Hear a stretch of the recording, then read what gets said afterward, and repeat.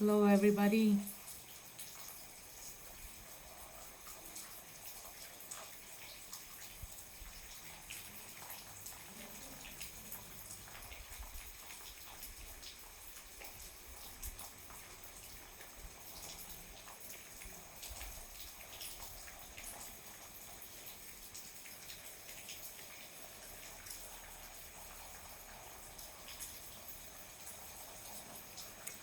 Hi, Swathi. I'm not sure if there's an echo, so please let me know.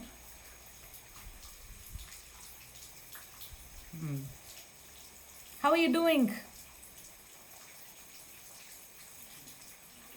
Hi, everybody. The Western Ghats are beautiful. Uh, if you want a very quick peek, and you have this, you can see that there's a lot of clouds and rain back there. Wonderful. Hi, everybody. Thank you for joining in. Today, Swathi and I are going to be talking about yoga teaching. Please let me know if there's an echo when I'm speaking. I can get off the earphones.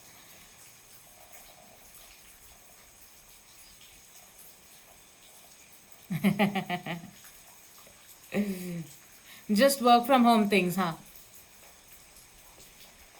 Maybe you should bribe it each time we have a live session. Give it a couple of biscuits and it'll keep itself busy. Wonderful. Go ahead, Swati.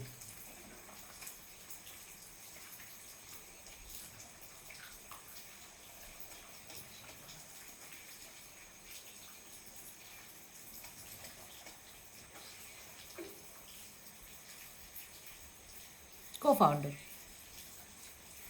Co-founder.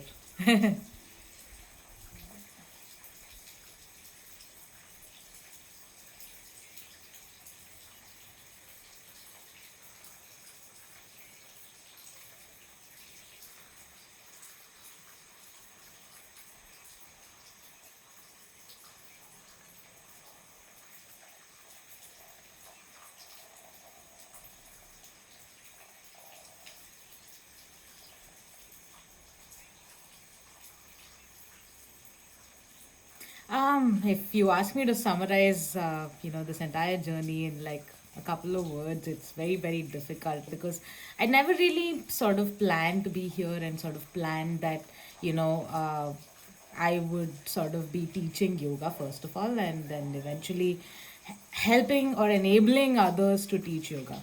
I think that has really been something that I enjoy a lot in terms of the work that I do on a day to day basis. Teaching yoga really, I mean, a lot of people say that, yoga just happened to me. And I guess I'm one of those teachers who sort of fall into that because I never really planned it. But like, I think the power of the experience of yoga is so strong that I think a lot of the people I work with sort of resonate with this and sort of tell me the same things, right? Saying, this helped me so much. And if there is a way I can sort of spread this or pay it forward by helping other people feel the same way that I did, by understanding very, very basic things, then why not? That's great. So I mean, a lot of times people use this, right? Especially in Kannada, they say swakarya, swamikarya, things that help yourself and the world is the same thing. So I guess that yoga teaching is in a very, very nice sort of, if you look at the Venn diagram, there is like an overlap very nicely where you know you're constantly working towards bettering yourself, and as an extension helping the whole world discover things that they are struggling with or the confusions that they are working with. So I think yoga teaching is one of my favorite things. So yeah, that's how it has been.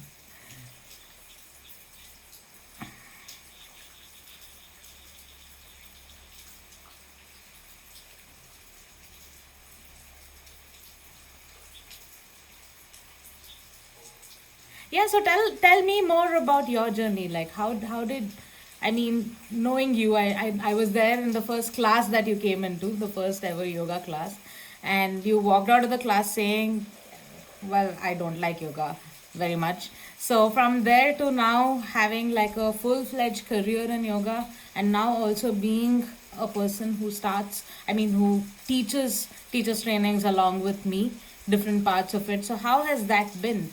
Please tell me, take us through your journey.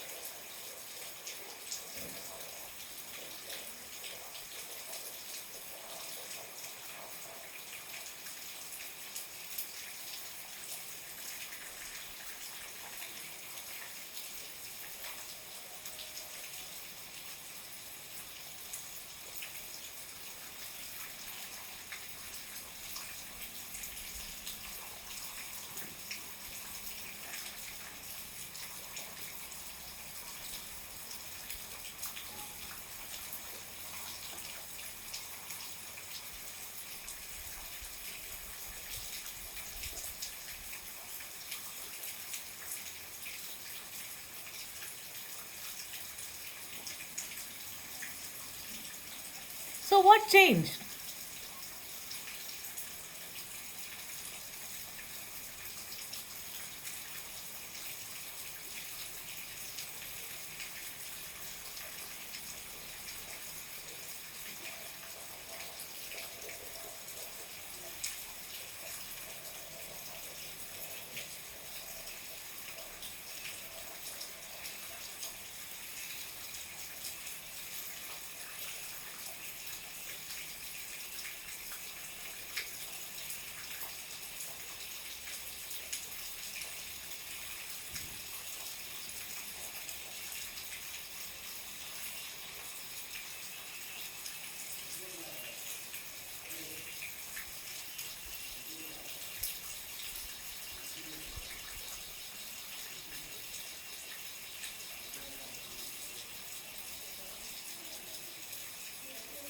More than the place, stick to yoga, right?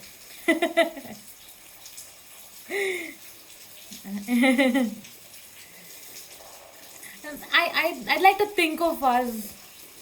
No, I'd like to think of us as, glorified, givers of experience. It's the practice and the experience and the time that you get with yourself in a class that makes all the difference, right? And I think that this is one of the main things that, as new teachers, we sort of, I mean, the conversation that I have with a lot of new teachers that come in, right?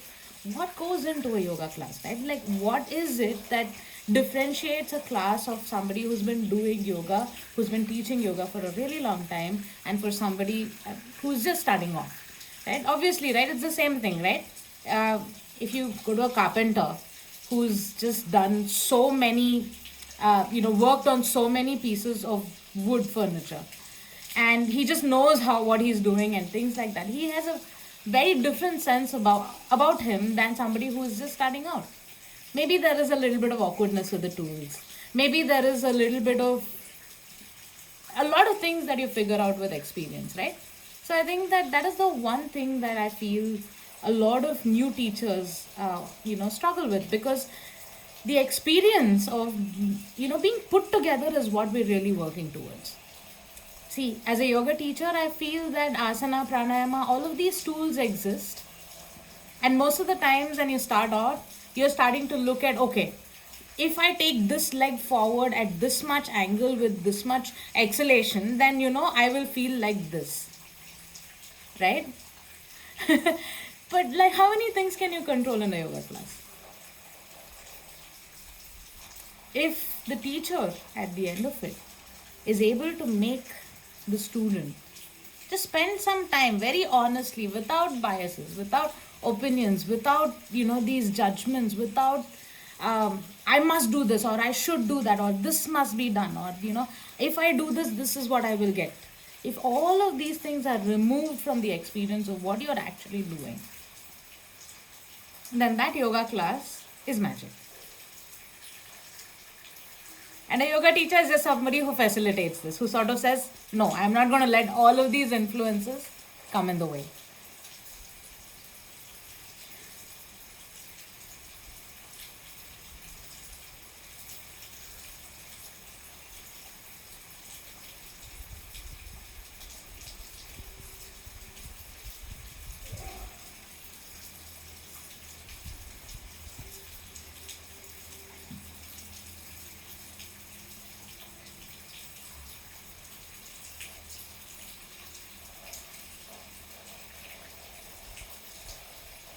Yeah, you were one of those nosy students.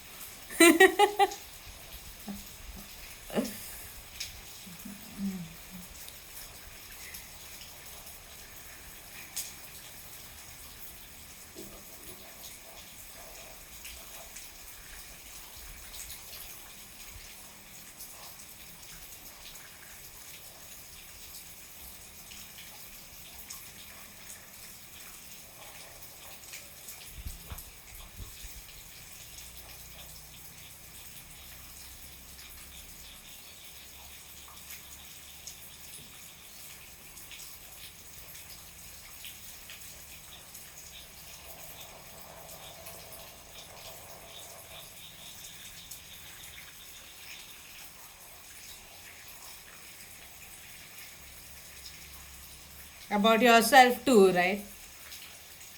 I think that's where I think it becomes the most important.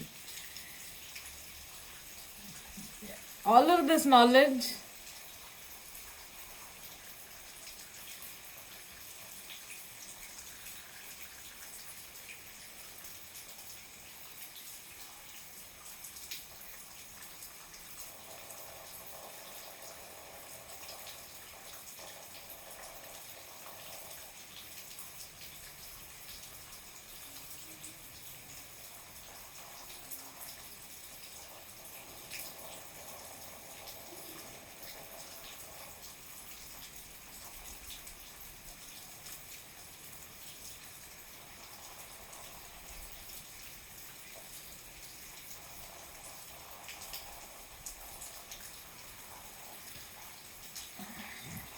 Well, I honestly think that a lot of things changed, and there are a lot more teachers, and I'm really glad about it, because that means that there's that many more people doing yoga, right? So I think there are many things that sort of strategically happened, right? So yoga started getting popular because it started becoming like this one stop shop. There are so many different styles, there are so many different teachers who sort of brought in a lot of flavor and a lot of the benefits obviously of yoga are just so many, that they were able to sort of customize the yoga practice based on different needs, requirements, preferences, styles. Like for example, you told me that you found the yoga that you thought it was very boring, so there was vinyasa that came in. So like a movement based style which sort of incorporated all the goodness of yoga with it.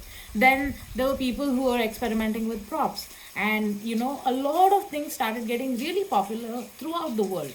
Although I feel that in India it started much later, right? About 5-6 years ago was when the boom actually happened.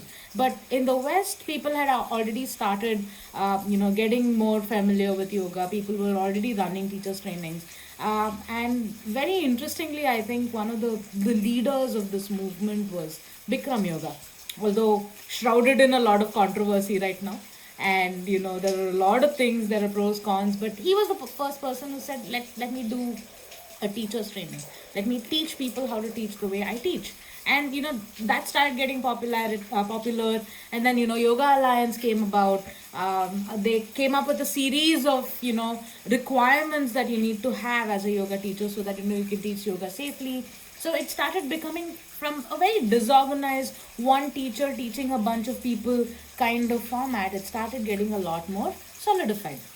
And then, our Prime Minister Narendra Modi came in. He took it to the UN, made it very, very popular even more. It started getting the governments and people around the world started noticing it more. So now you see most of the corporates, most of the people all over the world have at least heard of yoga. It has become one of those practices which took the world by storm. I mean, we've been practicing it for close to 6,000 years now, but it started becoming very popular throughout the world. And there are some people who also say that every ancient civilization had some form of yoga or another. And asana practice was in some way popularized, so it was not very far from our collective memory, right? So a lot of us sort of really just tapped into that and started making it a regimen. And also, you see, this is not just like a fitness based thing, right? It's not, it involves so many other things. It involves discipline, it involves lifestyle, it involves so many components. If you were to just start at the fitness level of yoga, the avenues to learn so much more are so many. You can specialize or learn more about just the mind.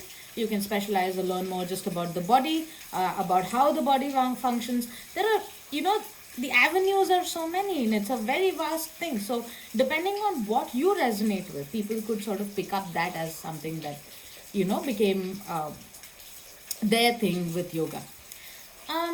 Also, I think people started, because there were so many people who were already visiting studios and learning yoga, and it started becoming something that doesn't, it's not very intense physically in the sense of, you don't push yourself, and there's so much, you have to literally force yourself till you sweat, and all of those attitudes are not there with the practice.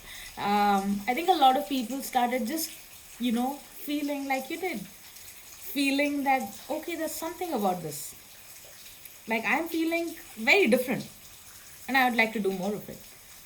So there are some very interesting studies which said that by 2016 the number of studios, the number of teachers, the number of people practicing yoga from when, like, let's say 2011 had already doubled worldwide, and right now there are close to 300 to 400 million people practicing yoga, and close to 55% of them are in India right now. So the boom in the market around the world happened a little while ago, but now in India it has become so much more popular. And that I find very ironic and funny, right? Because this is a practice that sort of originated here. And but the good news is that a lot of young Indians are now turning to yoga, which means that a lot of people are also looking towards understanding it more. And primarily, most of the people that I speak to, the ones who want to do teachers trainings, are not doing it because they want to become teachers, but they're doing it because they want to understand yoga more. And that to me puts my heart at ease on some level.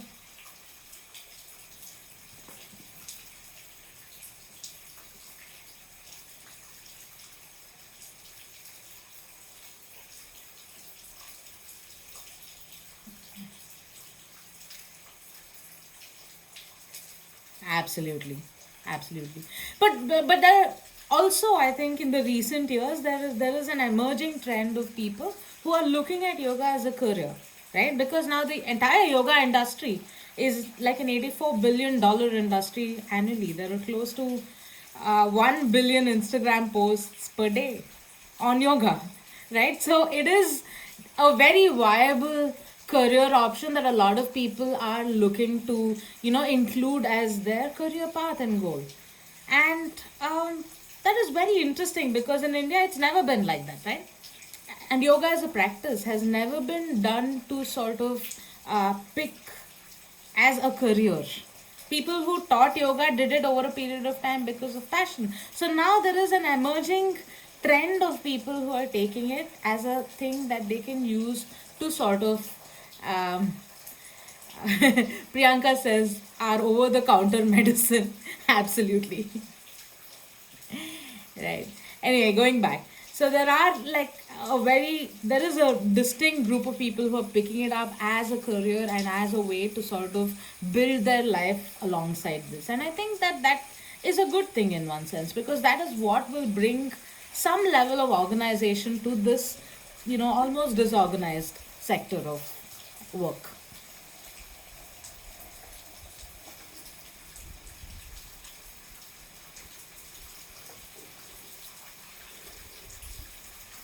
What do you think, Swati? Haha, beat you to it.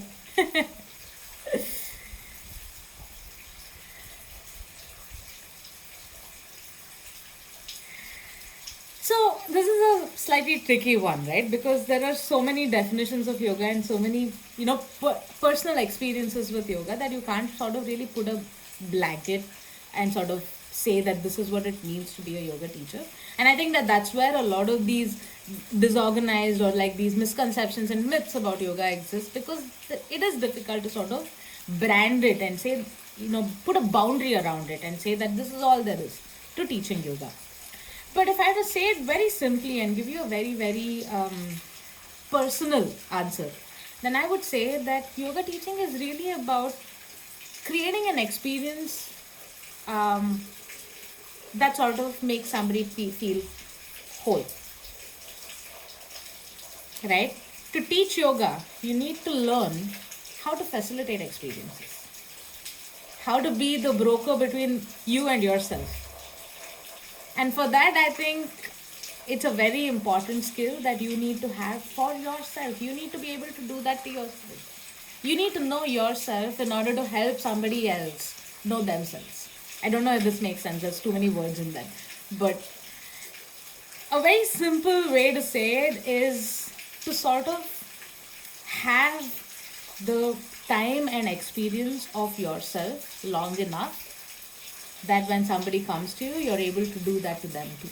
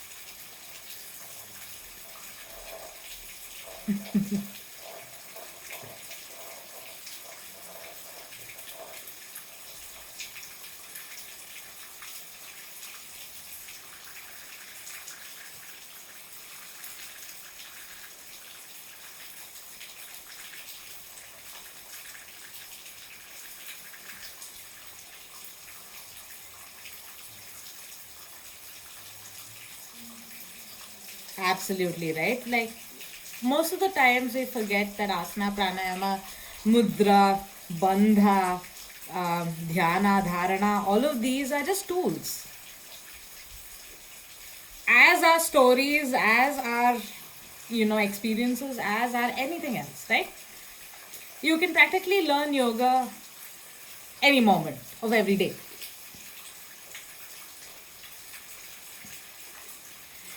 So I think that is the one thing that is very important for a teacher to know.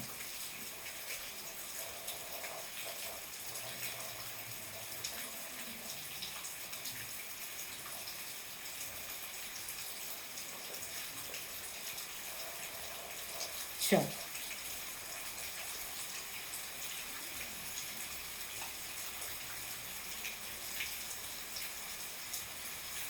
Are you there, Swati?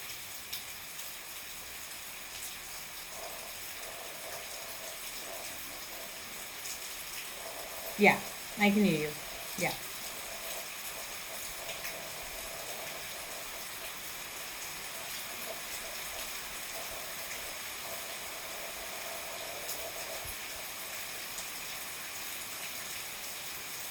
I think this is sort of like a follow up from what we were just speaking about.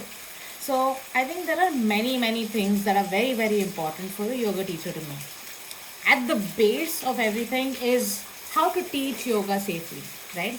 You need to know how each part of the body works, what goes into making a movement, how to teach it safely, how to make sure that nobody walks away from your class feeling anything less than fantastic, right? So that is the first, almost you cannot avoid this skill at all. Beyond this, there are multiple levels of skills that are there, right? Knowing the benefits, contraindications of the asanas, how each asana sort of works with each other, right? Because you're never doing one asana in a class. You're doing always like a group of asanas that sort of tie into each other. It's like a big jigsaw puzzle. Now, if you know each one piece of the jigsaw puzzle, you probably won't be able to see the entire picture that sort of comes when you put it together. So you need to have that vision of this entire canvas that you're painting, and then how each stroke sort of adds to this entire canvas, right? Then you need to be able to articulate what you're trying to say, because when you're facilitating an experience, it's really not about what you know. Just it's not just about what you know. It's about sort of conveying what you know, so that the other person who's sort of listening is able to take it in, right? So you need to be able to adapt. So let's say I know how to do trikonasana in one particular way and my student is not able to do it. I'm taking a very gross example here, but let's say trikonasana, I say, take your feet 3 to 3.5 feet apart, raise your hands and bend sideways, and let's say I say drop your hand down to the foot, which is turned out, and let's say my student is not able to do this. Then I need to find out ways that that would empower the student to sort of get to the final movement without going through the steps, right?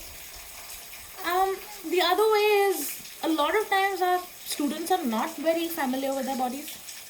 They don't have the sense of the bodies that we do, because we spend time with it and probably they haven't.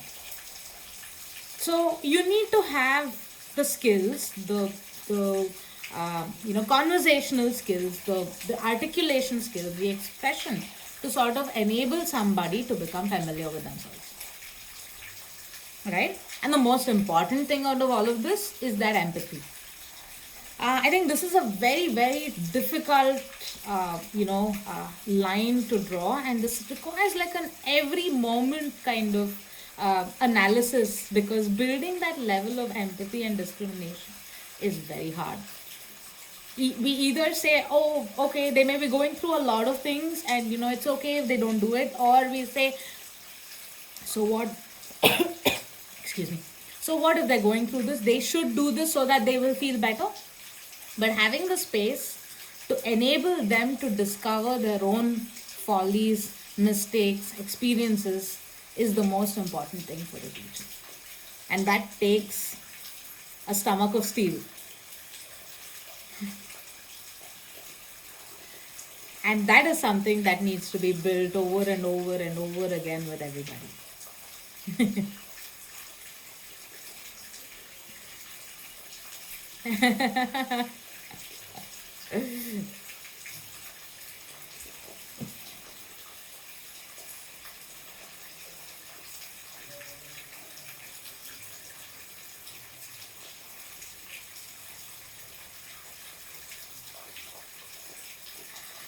There are many things, and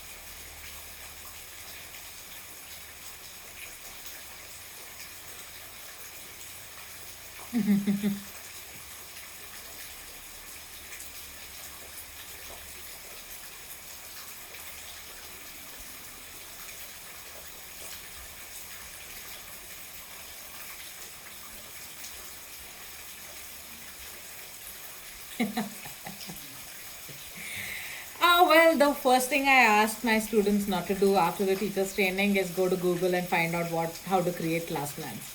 Right? That is the first thing I tell them not to do, because that's not how it works. Right?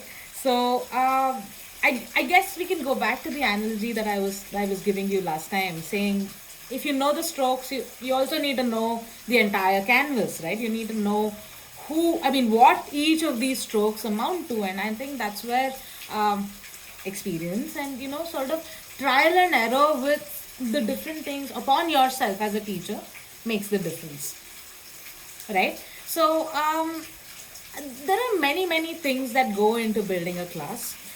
And one of it is, I mean, that sort of is an entire video by itself. So that maybe I can spend time talking about it in the follow up, this one.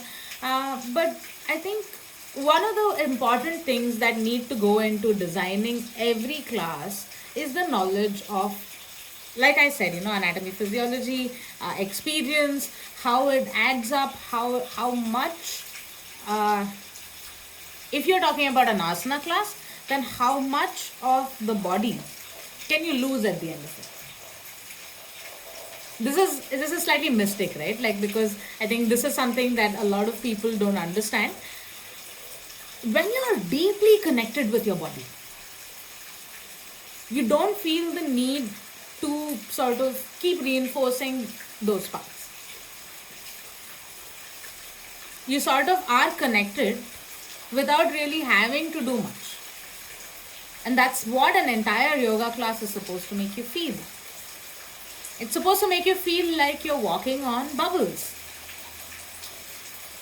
That's how you know a really good yoga class from one where you have not really experienced everything fully. Where the whole body in Shavasana feels like it is sinking. Where every part of your body feels like it is able to communicate with each other. I don't know if your video is stuck. Can you hear me?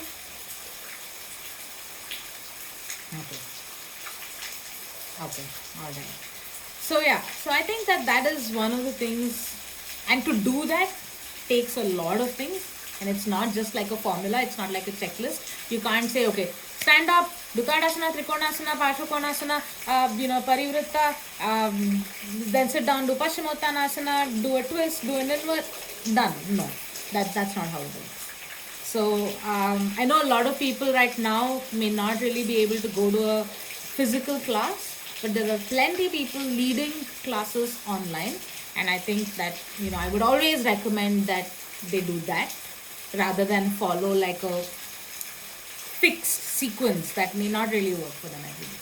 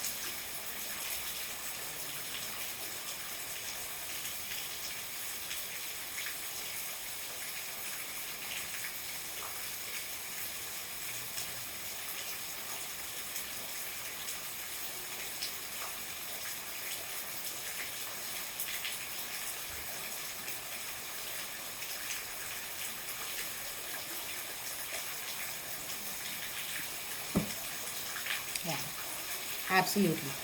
So I think this is the other part of it. This is a part of it that people don't know, right? The behind the scenes information. A lot of times, a lot of things go into creating a yoga class, right? And I know people who spend hours and hours before every class studying so many things in order to make sure that that one class is uplifting for that student. And I think that's what embodies, yoga teaching for me, because I find that inspiring.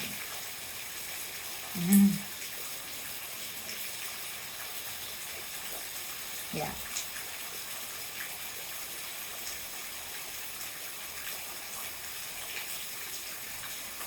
Um, I think right now this is one thing that I really wanted to talk about, right?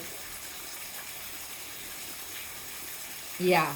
This is something that I really, really wanted to talk about because I feel that I've been speaking to a lot of new teachers, teachers of late, and I think the one thing that I would like to tell them is to sort of dive into every experience without really thinking about what kind of class it is, what how much they're going to get out of it, what it builds up, or what kind of career it adds up to. None of those. Just start teaching and teach whenever, however, and how many ever times you can, because that's the only thing that's going to make this difference. So as you start getting a lot more experience as a teacher, that's when you get to be nitpicky, not at the time that you start, because that is where I think what my teacher told me makes a lot of sense. Sandeep told me this when I was starting out, and he says this is like a karma sannyas, right? This is something that you take up as something that you're doing without really expecting anything to come out of it. You're giving everything that you have, and when you do that, what you get is so much more than what you can imagine. What you plan for and get is only this much, but what you get even without planning is so much more, right? So I think this is the one thing that is very, very necessary. Please don't really calculate about what you're getting out of it, what it leads, how many students you have.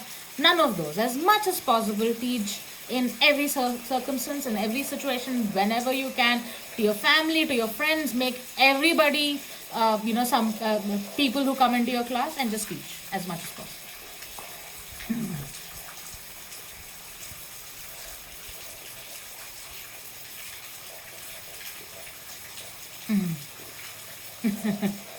Yes, that's the only thing that works.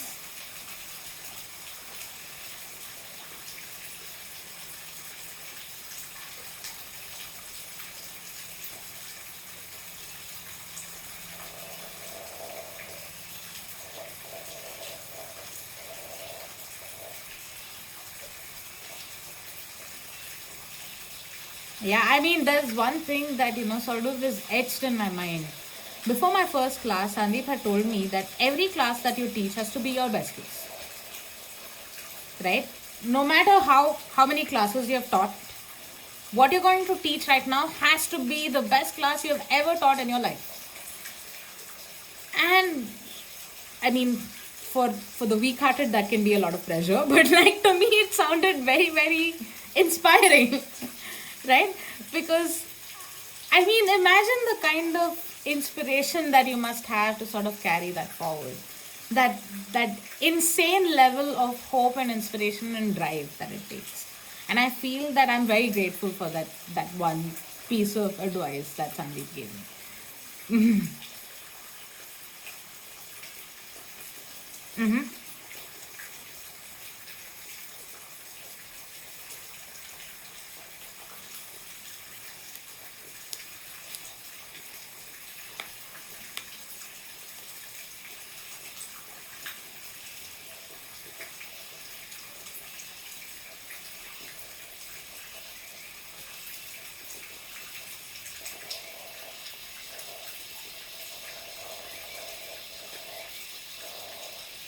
Oh, I think that.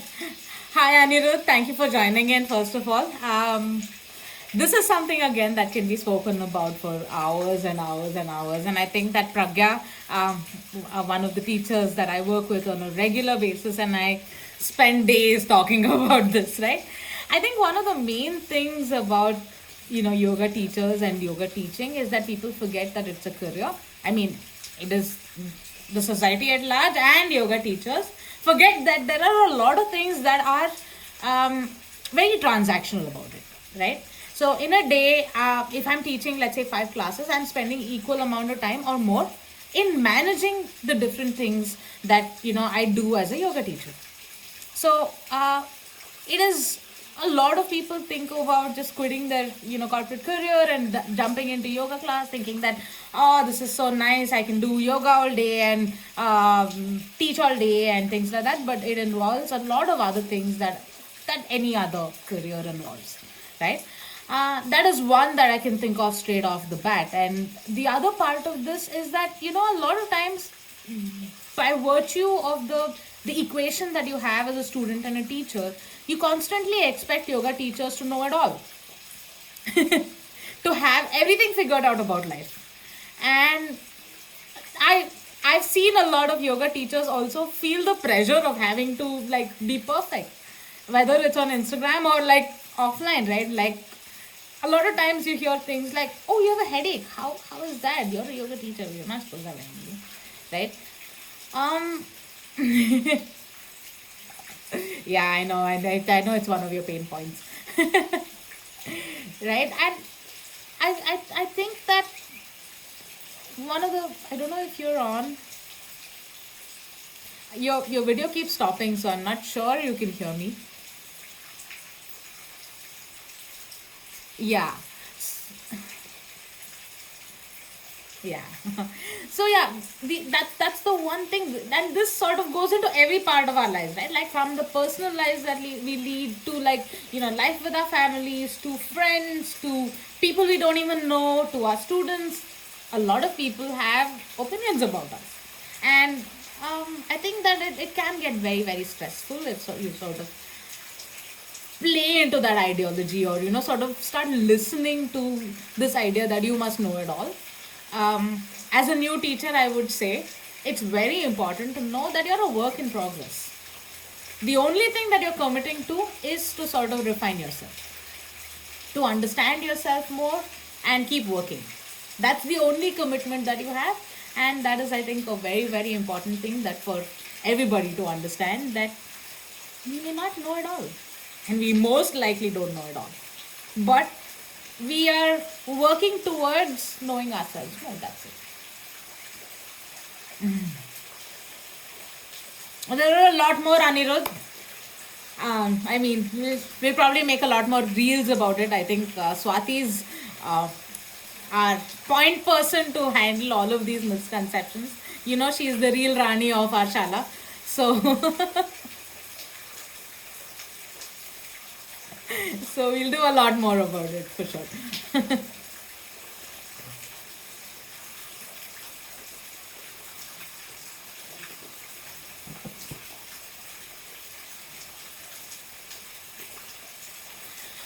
Lakshmi, there are a lot of options, and I think that this is a very, very important question. Thank you for asking this question, because I think a lot of yoga teachers believe that their learning stops after they after they finish their 200 hours or 300 hours courses, right? But I think that I can vouch for every teacher I know who's been doing this for a very long time. They keep going back to their teachers and asking them, bugging the hell out of them and asking them about how to further their own practice, right? The more you go back, the more you're a student, the more you know what to do, because you just have like so many questions that open up every time you go to a teacher, right? So there are always things to do and always things to figure out. I think the biggest thing that should worry you is when you feel like, okay, now I know. Because if that comes, then you're stagnant, right? You get stuck. So if you can constantly keep going back and immersing yourself in different experiences, things that inspire you, things that you don't know, things that you would like to try, I think that is one of the things that is very important to do. So in India, at least, most of the teachers have been come through reference of each other, right? So like, let's say I attend a really good class and I tell you that this is a really good class, why don't you try it? So I think one of the ways to know if it's authentic or not is to go experience the teacher's class, and then you will know whether it makes you grow or it makes you shrink, and that itself is enough for you to know if that is the place for you or not.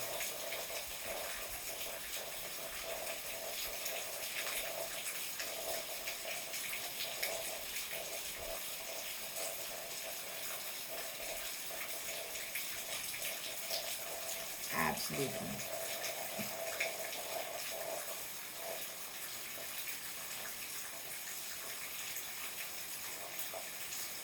Absolutely, absolutely. And we truly believe that, right? So Sandeep and I, when we started the Shala, this is one of the things that we started with, saying, you know, I mean, I teach what I know. I give my experience to you, but that may not work for everybody, and that's cool. And it's okay. So there are a lot of people that we sort of uh, put in touch with other teachers, because that's a very important thing, because people finding themselves is important. Me as a teacher enabling that, or anybody else as a teacher enabling that, is fine.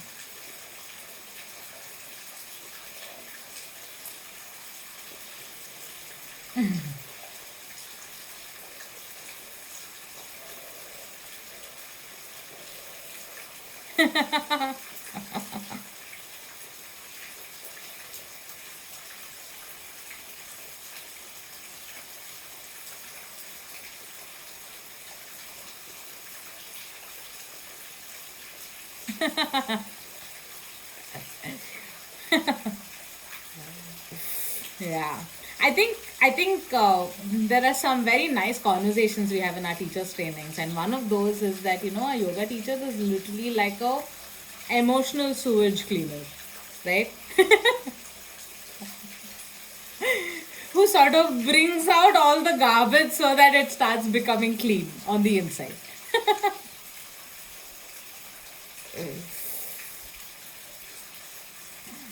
Prithvi has another question.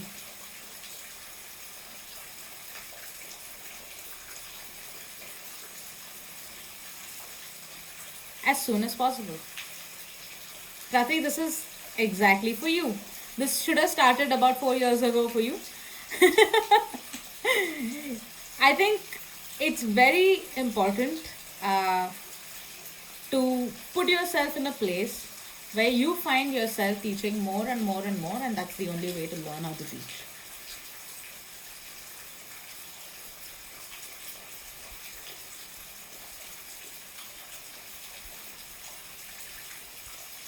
Absolutely. The worse the day, the more number of classes I teach.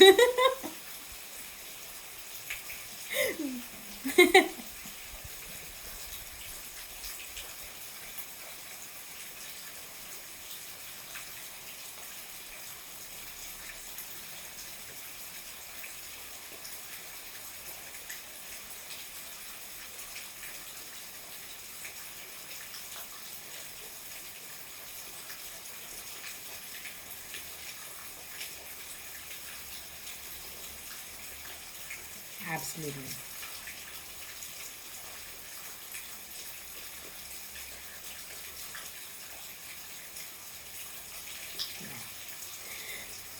So the way I look at it is, I sort of am learning as I'm teaching, right? So if I'm having a bad day and uh, I'm teaching a class, then there are so many more things that I learn out of that class than my student maybe. So I think that uplifting, this one says, changes the narrative. Just that sense of being uplifted makes all the difference, and the more number of things that can put me in touch with that, the better, I think.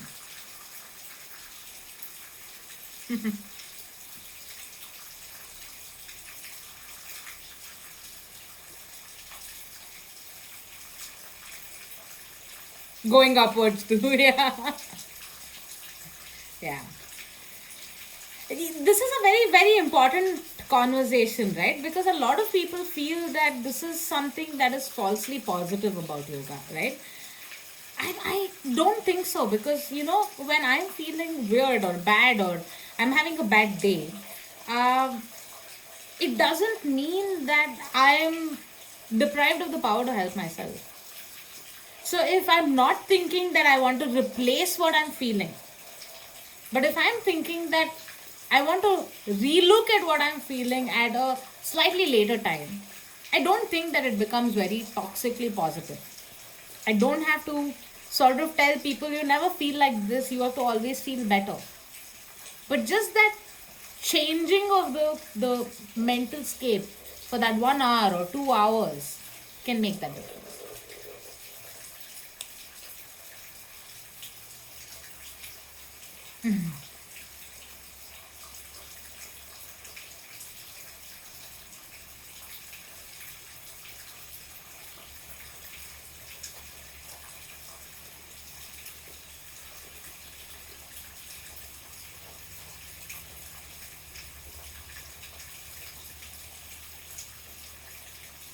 Wonderful. Thank you so much, everybody, for joining in. I had a great evening. This is a lot of fun.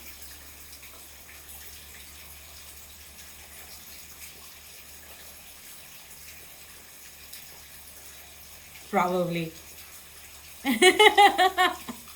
So we'll have Sandeep on in the next session to talk about toxic positivity. Next weekend, please stay tuned. Sandeep is just committing himself to like come online and talk to all of you about toxic positivity.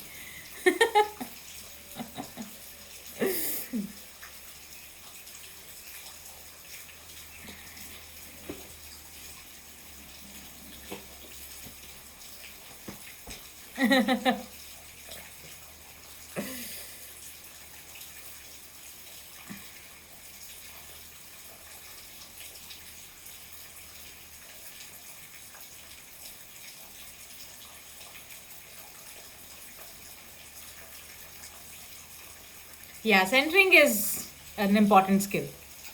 You can add that to the list of things that you need to know as a yoga teacher.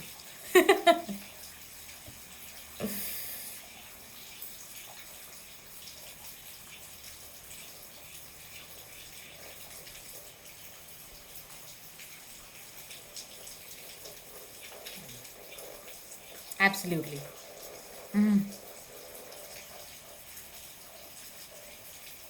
Good job, Pratvi. All right. It was wonderful to talk to all of you and you too, Swathi.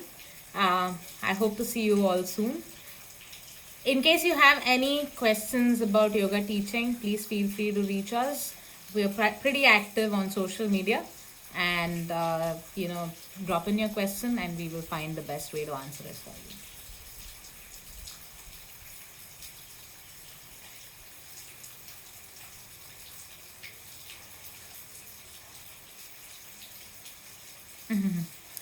Lots of love to you guys too. Bye bye.